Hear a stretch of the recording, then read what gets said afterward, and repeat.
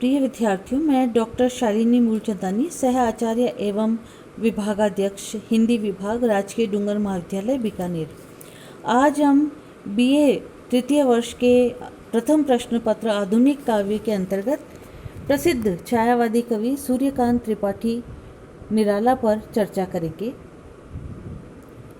सूर्यकांत त्रिपाठी निराला का जन्म बंगाल की महिषादल रियासत जिला मेदिनीपुर में माघ शुक्ल 11 संवत 1955 तदनुसार 21 फरवरी सन 1899 में हुआ था। बसंत पंचमी पर उनका जन्मदिन मनाने की परंपरा 1930 में प्रारंभ हुई। उनका जन्म मंगलवार को हुआ था। जन्म कुंडली बनाने वाले पंडित के कहने से उनका नाम सूरज कुमार रखा गया। उनके पिता पंडित राम सहाय तिवारी उन्नाव बैंसवाड़ा के रहने वाले थे और महिषादल में सिपाही की नौकरी करते थे। वे मूल रूप से उत्तर प्रदेश के उन्नाव जिले के गढ़ाकोला नामक गांव के निवासी थे। 15 वर्ष की अल्प आयु में निराला का विवाह मनोहरा देवी से हो गया। रायबरेली जिले में डलमऊ के पंडित रामदयाल की पुत्री मनोहरा देवी सुंदर और शिक्षित थी। उनको संगीत का अभ्यास भी था। पत्नी के जोर देने पर ही उन्होंने हिंदी सीखी। उसके बाद अतिशीघ्र ही उन्होंने बंगला के बजाय हिंदी में कविता लिखना शुरू कर दिया। बचपन के नैराश्य और एकाकी जीवन के पश्चात उन्होंने कुछ वर्ष अपनी पत्नी के साथ सुख से बिताए, किंतु यह सुख ज़्यादा दिनों तक नहीं टिका और उनकी पत्नी की मृत्यु उनकी 20 वर्ष की अवस्था में ही हो गई। बाद में उनकी पुत्री, जो कि विधवा थी, की भी मृत्यु हो गई। वे आर्थिक विषमताओं से भी घिरे रहे। ऐसे समय में उन्होंने विभिन्न प्रकाशकों के साथ प्रूफ रीडर के रूप में काम किया। उन्होंने समन्वय का भी संपादन किया। निराला की शिक्षा यहीं बंगाली माध्यम से शुरू हुई। हाई स्कूल पास करने के पश्चात उन्होंने घर पर ही संस्कृत और अंग्रेजी साहित्य का अध्ययन किया। हाई स्कूल करने के पश्चात वे लखनऊ और उसके बाद गढ़कोला उन्नाव आ गए। प्रारंभ से ही रामचरितमानस उन्हें बहुत प्रिय था। वे हिंदी, बंगला, अंग्रेजी और संस्कृत भाषा में निपुण थे और श्री रामकृष्ण परमहंस, स्वामी विवेकानंद और श्री रविंद्रनाथ टैगोर से विशेष रूप से प्रभावित थे। मैट्रिकुलेशन कक्षा में पहुँचते पहुँचते इनकी दार्शनिक रुचि का परिचय मिलने लगा। निराला स्वच्छंद प्रकृति के थे और स्कूल में पढ़ने से अधिक उनकी रुचि घूमने, खेलने, तैरने और कुश्ती लड़ने इत्यादि में थी। संगीत में उनकी विशेष रुचि थी। अध्ययन में उनका विशेष मन नहीं लगता था।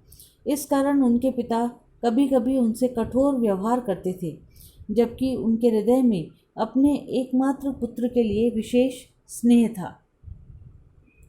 16-17 वर्ष की उम्र से ही इनके जीवन में विपत्तियां आरंभ हो गई, पर अनेक प्रकार के दैवी, सामाजिक और साहित्यिक संघर्षों को झेलते हुए भी इन्होंने कभी अपने लक्ष्य को नीचा नहीं किया। इनकी मां पहले ही गत हो चुकी थी। पिता का भी असामयिक निधन हो गया। इन्फ्लुएंजा के विकराल प्रकोप में घर के अन्य प्राणी भी चल बसे। पत्नी की मृत्यु से तो ये टूट से गए, पर कुटुंब के पालन पोषण का भार स्वयं झेलते हुए वे अपने मार्ग से विचलित नहीं हुए। इन स्थितियों से और इन विपत्तियों से त्राण पाने में इनके दार्शनिक रूप ने इन्हें अच्छी सहायता पहुंचाई। निराला की शिक्षा हाई स्कूल तक हुई। बाद में हिंदी, संस्कृत और बंगला का स्वतंत्र अध्ययन इन्होंने किया। पिता की छोटी सी नौकरी की असुविधाओं और मान अपमान का परिचय निराला को प्रारंभ में ही प्राप्त हुआ। उन्होंने दलित, शोषित किसान के साथ हमदर्दी का संस्कार अपने अबोध मन से ही अर्जित किया। 3 वर्ष की अवस्था में माता का और 20 वर्ष का होते होते पिता का देहांत हो गया।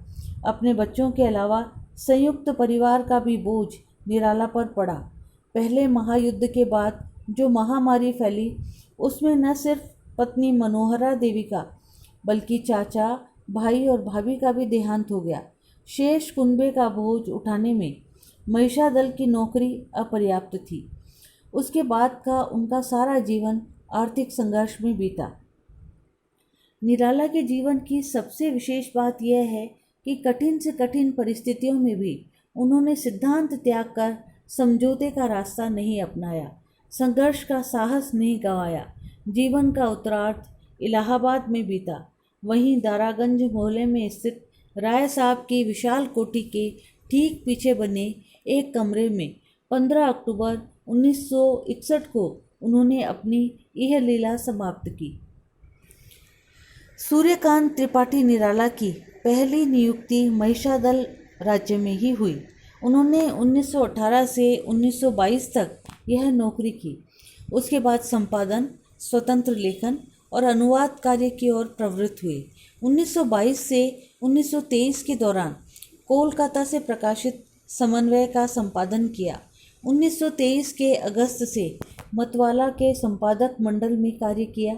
उसके बाद लखनऊ में गंगा पुस्तक माला कार्यालय में उनकी नियुक्ति हुई, जहां वे संस्था की मासिक पत्रिका सुधा से 1935 के मध्य तक संबद्ध रहे। 1935 से 1940 तक का कुछ समय उन्होंने लखनऊ में भी बिताया। उसके बाद 1942 से मृत्यु पर्यंत इलाहाबाद में रहकर स्वतंत्र लेखन और अनुवाद कार्य किया। उनकी पहली कविता जन्मभूमि प्रभा नामक मासिक पत्र में जून 1920 में, पहला कहानी संग्रह 1923 में अनामिका के नाम से तथा पहला निबंध बंग भाषा का उच्चारण अक्टूबर 1920 में मासिक पत्रिका सरस्वती में प्रकाशित हुआ। अपने समकालीन अन्य कवियों से अलग उन्होंने कविता में कल्पना का सहारा बहुत कम लिया है और यथार्थ को प्रमुखता से चित्रित किया है। वे हिंदी में मुक्त छंद के प्रवर्तक भी माने जाते हैं। 1930 में प्रकाशित अपने काव्य संग्रह परिमल की भूमिका में वे लिखते हैं, मनुष्यों की मुक्ति की तरह कविता की भी मुक्ति होती है।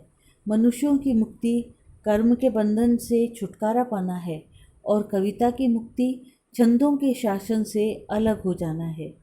जिस प्रकार मुक्त मनुष्य कभी किसी तरह दूसरों के प्रतिकूल आचरण नहीं करता, उसके तमाम कार्य औरों को प्रसन्न करने के लिए होते हैं, फिर भी स्वतंत्र। इसी तरह कविता का भी हाल है। निराला ने 1920 ईस्वी के आसपास से लेखन कार्य प्रारंभ किया। उनकी पहली रचना जन्मभूमि पर लिखा गया एक गीत था। लंबे समय तक निराला की प्रथम रचना के रूप में प्रसिद्ध जूही की कली शीर्षक कविता, जिसका रचनाकाल निराला ने स्वयं 1916 ईस्वी बतलाया था, वस्तुतः 1921 ईस्वी के आसपास लिखी गई थी तथा 1922 ईस्वी में पहली बार प्रकाशित हुई थी। कविता के अतिरिक्त कथा साहित्य तथा गद्य की अन्य विधाओं में भी निराला ने प्रभुत मात्रा में लिखा है। उनके काव्य संग्रहों में अनामिका 1923 में, परिमल 1930, गीतिका 1936, अनामिका द्वितीय भाग, तुलसीदास 1939, कुकुरमुत्ता 1942, अणिमा 1943, बेला 1946, नए पत्ते 1946, अर्चना 1950, आराधना 1953, गीत कुंज 1954, सांध्य काकली और अपरा, ये भी उनके काव्य संकलन है। उनके उपन्यास अप्सरा 1931 में, अलका 1933 में, प्रभावती 1936 में, निरुपमा 1936 में, कुल्ली भाट 1938-39 में, बिल्लेसुर बकरिया 1942 में, चोटी की पकड़ 1946 में, काले कारनामे 1950 में। उनका यह उपन्यास अपूर्ण है। चमेली उपन्यास भी अपूर्ण है और इंदुलेखा उपन्यास भी अपूर्ण है। उनके कहानी संग्रह लिली 1934 में, सखी 1935 में, सुकुल की बीबी 1941 में, चतुरी चमार 1945 में, सखी संग्रह का ही नए नाम से पुनर्प्रकाशन हुआ, देवी 1948 में, पूर्व प्रकाशित संग्रहों से संचयन एकमात्र नई कहानी जानकी प्रकाशित हुई। उनके निबंध और आलोचनाओं में रविंद्र कविता कानन 1929 में, प्रबंध पद्म 1934 में, प्रबंध प्रतिमा 1940 में, चाबुक 1942 में, चैन 1957 में और संग्रह 1963 में प्रकाशित हुआ। पुराण कथा में महाभारत 1939 में, रामायण की अंतर कथाएँ 1956 में प्रकाशित हुई।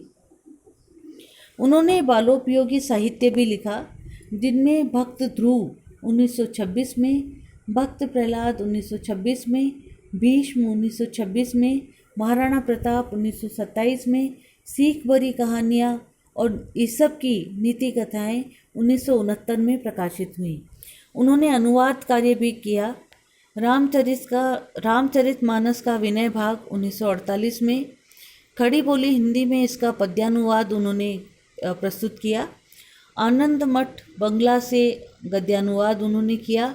विश्ववृक्ष, कृष्णकांत का वसीयतनामा, कपाल कुंडला, दुर्गेश नंदिनी, राज सिंह, राजरानी, देवी चौधरानी, युगलांगुलीय, चंद्रशेखर, रजनी, श्री रामकृष्ण वचनामृत 3 खंडों में, परिव्राजक, भारत में विवेकानंद, राजयोग आदि का अंशानुवाद उन्होंने प्रस्तुत किया। उनकी रचनावली भी प्रकाशित हुई। निराला रचनावली नाम से 8 खंडों में पूर्व प्रकाशित एवं अप्रकाशित संपूर्ण रचनाओं का सुनियोजित प्रकाशन हुआ और इसका प्रथम संस्करण 1983 में प्रकाशित हुआ। धन्यवाद प्रिय विद्यार्थियों, मेरे चैनल को लाइक और सब्सक्राइब ज़रूर कीजिए।